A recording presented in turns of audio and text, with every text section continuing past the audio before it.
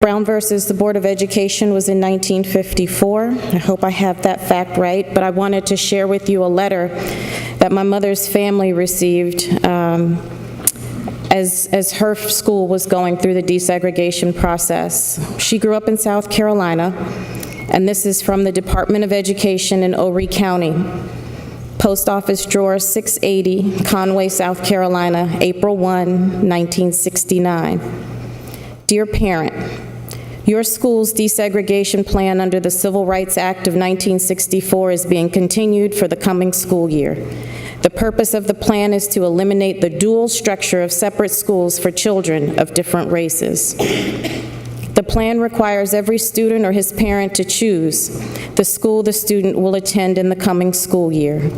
It does not matter which school the student is attending this year, and it does not matter whether the school was formerly a white school or a Negro school. You and your child may select any school you wish. A choice of a school is required for each student.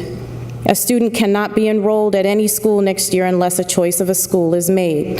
This year, there will be a 30-day choice period, beginning April 1, 1969, and ending April 30th, 1969. A choice form listing the available schools and grades is enclosed. This form must be filled out and returned, and you may mail it in the enclosed envelope or deliver it by hand to any school. No principal, teacher, or other school official is permitted to influence or dissuade anyone from choosing a school where desegregated education can be obtained. No one is permitted to favor or penalize any student or other person because a choice was made.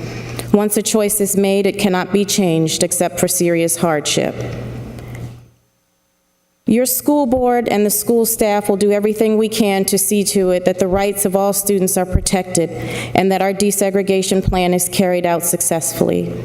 Sincerely yours, T.W. Anderson, Superintendent of Education, Horry County.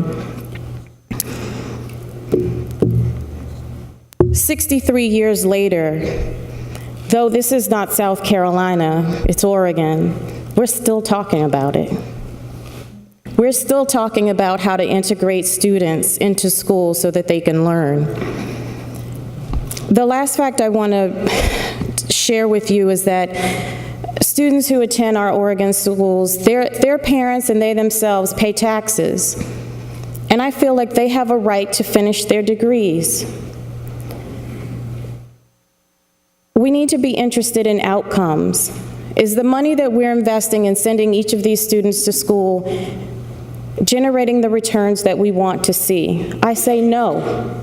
For every student that leaves school because the environment didn't feel right, they tried to bring something up and they were dismissed, I say we've done them a disservice. Do we continue to invest in half-completed degrees? Do we continue to allow people to put on headphones when a student raises a flag? I say it's time for us to look at our outcomes. And in the words of the great rapper Ice Cube, you better check yourself before you wreck yourself. That's what this is about, us checking ourselves. Colleagues, I urge and I vote. Thank you, Representative. Further discussion?